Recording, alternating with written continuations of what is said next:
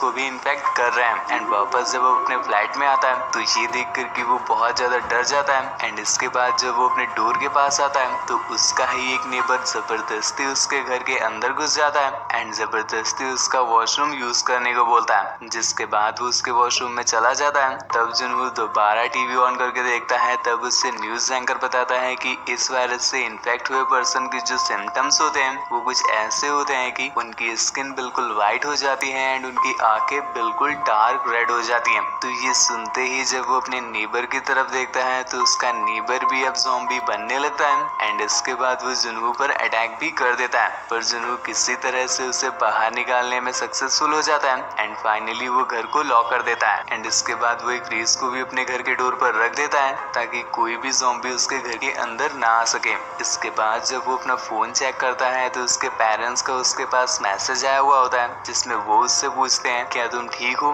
And इसके बाद एक और मैसेज आता है जिसमें लिखा होता है स्टे अलाइव। इसके बाद जुनू खुद को मोटिवेट करने के लिए उसी स्टे अलाइव वर्ड को एक पेपर में लिख लेता है एंड वो उसके पेरेंट्स की ही पिक्चर पर चिपका देता है जिससे वो उसे देख करके मोटिवेट रह सके। इसके बाद वो अपने आप को घर में ही लॉक कर लेता है एंड हेल्प मांगने के लिए वो वीडियोस एंड फोटोज को सोशल मीडिया पर अपलोड करता है जिससे कोई उसकी पोस्ट को देखे एंड उसकी हेल्प करे आकर। पर यहाँ पर उसकी हेल्प करने के लिए कोई भी नहीं आता है बिकॉज वो जिस सिटी में रहता है उस सिटी के सभी लोग ज़ॉम्बी बन चुके होते हैं एंड वहाँ पर कोई भी पोस्ट पढ़ने के लिए नहीं बचा होता है। एंड ये सब कुछ उसे पता चलता है उसके ही ड्रोन से जब वो उसे सिटी में छोड़ता है। पर यहाँ पर सबसे अजीब बात ये होती है कि जो ज़ॉम्बीज होते हैं ये अपनी डेली रूटीन को फॉलो कर रहे होते हैं एंड इनके जो सेंसेस होते हैं वो भी बहुत ज्यादा एक्टिव होते हैं। मीन टू ये सुनने में, सूंघने में एंड चलने फिरने में बहुत ज्यादा एक्टिव होते हैं। इसके साथ साथ वो अपनी डेली रूटीन को भी करते रहते हैं जैसा कि मैंने आपको मूवी की स्टार्टिंग में बताया था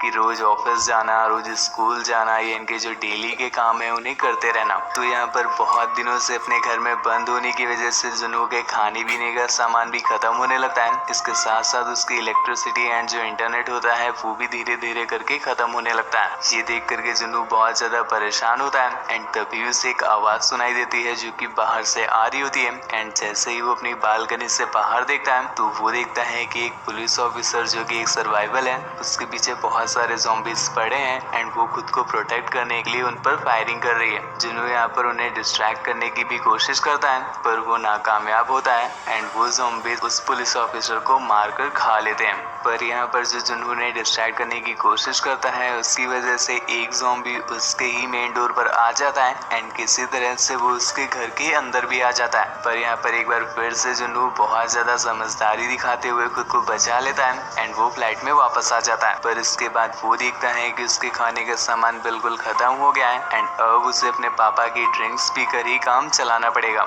ड्रिंक्स पीकर उसे बहुत ज्यादा अच्छा तो लगता है पर इसके साथ साथ उसे हेलुसिनेशन भी आने लगते हैं एंड उससे फील होता है कि सब कुछ ठीक हो गया है एंड उसकी सारी फैमिली उसके घर पर वापस आ गई है। पर जब ये हेलुसिनेशन टूटता है तो जुन्नू बहुत ज्यादा सैड हो जाता है पर इतने में ही उसके फोन के नेटवर्क्स दोबारा फिर से आ जाते हैं एंड तभी उसे एक वॉइस मैसेज रिसीव होता है जो कि उसकी फैमिली की तरफ से था। एंड जब वो उसे ओपन करता है तो वो देखता है कि स्टार्टिंग में आवाज तो ह्यूमंस की ही आ रही होती है पर बाद में वो आवाज कन्वर्ट हो जाती है ज़ॉम्बीज में। एंड ये देख करके वो बहुत ज्यादा सैड हो जाता है बिकॉज उसे पता चल जाता है कि उसकी फैमिली भी अब इन्फेक्टेड हो चुकी है। और ये सुनने के बाद जुनू बहुत ज्यादा उदास हो जाता है एंड वो घर का सारा सामान तोड़ने लगता है। इसके बाद वो रिवेंज लेने के लिए घर से बाहर निकलता है एंड ऐसा डिसाइड करता है कि वो सभी ज़ॉम्बीज को मार देगा। इसके बाद जब वो बाहर आता है एंड जब उसका ज़ॉम्बीज से मुकाबला होता है तो वो समझ जाता है कि वो बहुत बड़ी गलती करने जा रहा है। तो इसके बाद वो जल्दी से अपने घर में वापस आ जाता है। और ये सब देखने के बाद जुनू डिसाइड करता है कि वो एक ज़ॉम्बी बन करके नहीं मरेगा तो वो खुद को फांसी लगा करके खत्म करने की कोशिश करता है। पर तभी उसे एक लेजर लाइट की हेल्प से एक दूसरी लड़की बचा लेती है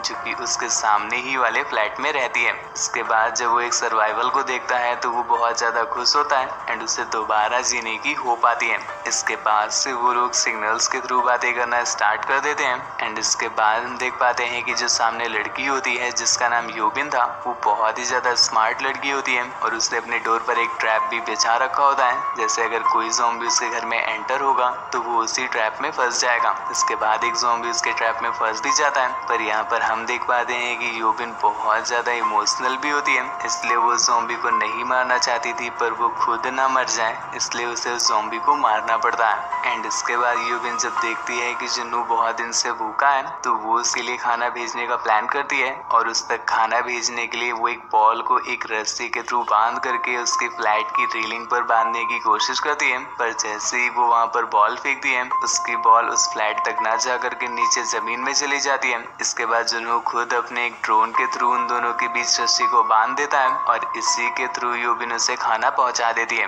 पर इसके बाद हम देख पाते हैं कि जो बॉल यूबिन ने गलती से नीचे जमीन पर फेंक दी थी उसे एक ज़ॉम्बी पकड़ लेता है जो कि फायर फाइटर हुआ करता था। एंड जैसा कि मैंने आपको बताया कि इस मूवी में ज़ॉम्बी बनने के बाद भी उनका टैलेंट उनसे नहीं छूटता है, तो इसी वजह से वो फायर फाइटर रस्सियों में चढ़ने में अभी भी एक्सपर्ट होता है। तो वो ज़ॉम्बी फायर फाइटर उसी रस्सी के थ्रू उसकी रेलिंग तक चढ़ने की कोशिश करने लगता है। पर यहाँ पर जो रस्सी का दूसरा सिरा होता है वो यूबिन ने एक टेबल से बांध रखा होता है। एंड जैसे ही वो उस पर चढ़ता है तो वो टेबल रेलिंग की ओर खींची चली जाती है और इस वजह से वो टेबल यूबिन को लग जाती है एंड जिस वजह से वो बेहोश हो जाती है। तो ये देख करके जुनू अपने एक ड्रोन को उसी फायर फाइटर की तरफ भेजता है जिससे वो उसे डिस्ट्रैक्ट कर सके। पर जब वो उसे डिस्ट्रैक्ट कर रहा होता है तो उसकी आवाज की वजह से बहुत सारे ज़ॉम्बीज जुनू के गेट के बाहर आ जाते हैं एंड इस वजह से जुनू डिस्ट्रैक्ट हो जाता है, जिसका फायदा उठा करके वो फायर फाइटर उसके ड्रोन को तोड़ देता है और वापस ऊपर चढ़ने लगता है।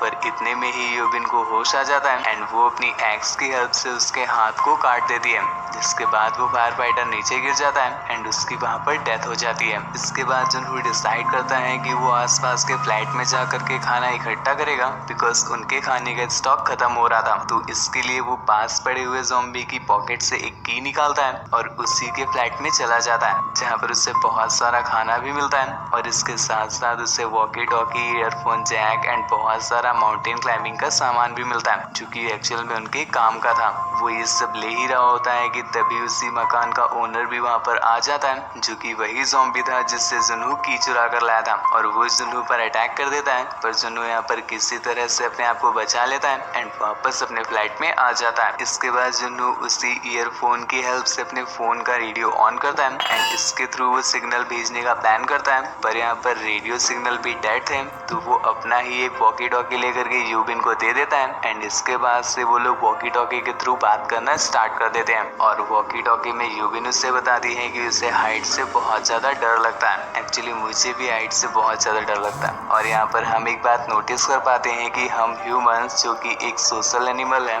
उससे सिर्फ रोटी, कपड़ा और मकान की ही जरूरत नहीं होती है, इसके साथ साथ उसे एक पार्टनर भी चाहिए होता है जिसके साथ वो अपने दुख दर्द शेयर कर सके एंड अपने दिल की बातें उससे बता सके। ये ठीक हमारे लिए उतना ही जरूरी है जितना खाना और पानी जरूरी है। जैसे हम खाने और पानी के बिना मर जाएंगे उसी तरह से अगर हमें हमारा दुख बांटने वाला या हमारी बातें सुनने वाला नहीं होगा तो ये भी हमारे लिए किसी मरने से कम नहीं होगा। यहाँ पर पानी अरेंज करने के लिए ये लोग अपने सारे बर्तन को अपने घर के बाहर रखा करते थे ताकि जब बारिश हो तो उनके बर्तन भर जाएं एंड उससे वो लोग पानी पीने का इंतजाम कर सकें। और एक दिन बहुत सारे ज़ॉम्बीज यूबिन के फ्लैट में चले जाते हैं एंड उनकी इतनी तेज भागने की वजह से उन दोनों को लगता है कि शायद बारिश हो रही है और इसी बीच में यूबिन से कुछ सामान भी गिर जाता है जिसकी वजह से साउंड क्रिएट होती है एंड वो ज़ॉम्बीज उसी आवाज को फॉलो करना स्टार्ट कर देते हैं। यहाँ पर यूबिन की जान को खतरे में देखते हुए दूसरी तरफ से जुनू यूबिन के ही पास वाले फ्लैट में कॉल कर देता है जिससे सभी ज़ॉम्बीज डिस्ट्रैक्ट हो जाते हैं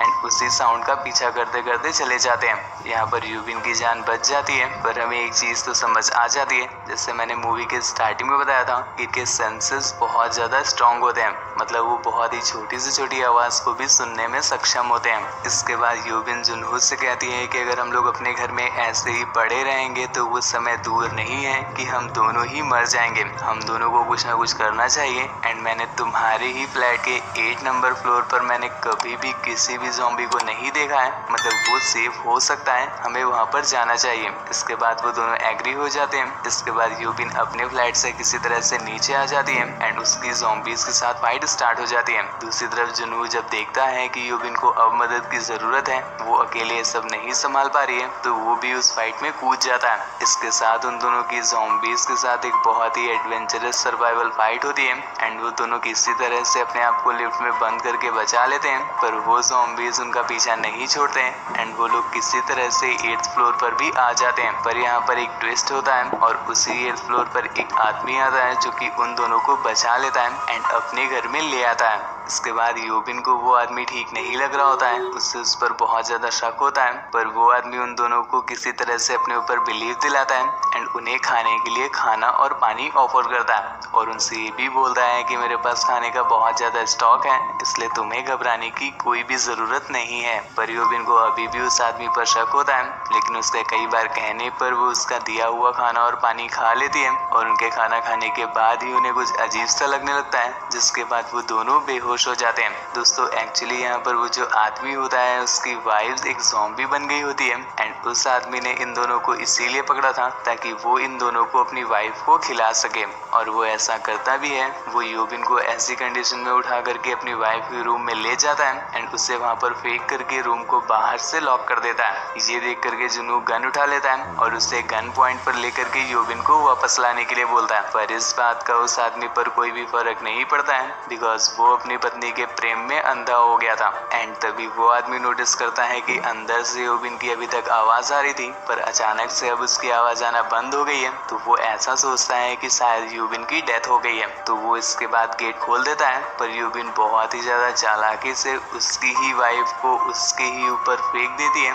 जिसके बाद उसकी वाइफ जो कि एक ज़ॉम्बी थी वो अपने ही हबी को खा लेती है और ना चाहते हुए भी यूबिन को इन दोनों को शूट करना पड़ता है। और इसके बाद यूबिन जुनू को अपनी गन दे देती है एंड वो उससे बोलती है कि प्लीज तुम मुझे शूट कर दो बिकॉज आज नहीं तो कल हम ज़ॉम्बी बन जाएंगे एंड मुझे ज़ॉम्बी बन करके नहीं मरना है, तुम मुझे ऐसे ही मार दो। ये सुन करके जुनू उसे शूट करने के लिए गन उठा लेता है पर उससे ये सब नहीं किया जा रहा होता है, लेकिन वो बहुत हिम्मत करते हुए ऐसा करता है। पर तभी उसे चॉपर्स की आवाज सुनाई देती है एंड जब वो लोग अपनी विंडो से बाहर देखते हैं तो उन्हें दिखाई देता है कि बहुत सारे चॉपर्स उनकी सिटी के ऊपर मंडरा रहे हैं जो कि एक्चुअल में रेस्क्यू चॉपर्स थे। तो ये देख करके वो लोग उनसे हेल्प लेने के लिए अपनी छत पे जाने को डिसाइड करते हैं और वो लोग किसी तरह से ज़ॉम्बीज को चकमा देते हुए अपनी छत में भी पहुंच जाते हैं, पर छत में पहुंचते ही उन्हें कोई भी चॉपर नजर नहीं आता है। इसके बाद वो लोग बहुत ज्यादा उदास हो जाते हैं एंड दूसरी तरफ वो ज़ॉम्बीज जो कि किसी तरह से उस छत में भी पहुंच जाते हैं और वहां का डोर तोड़ करके ऊपर भी आ जाते हैं। यहाँ पर खुद को बचाने के लिए जुनू अपनी बची हुई बुलेट से उन पर शूट करना स्टार्ट कर देता है,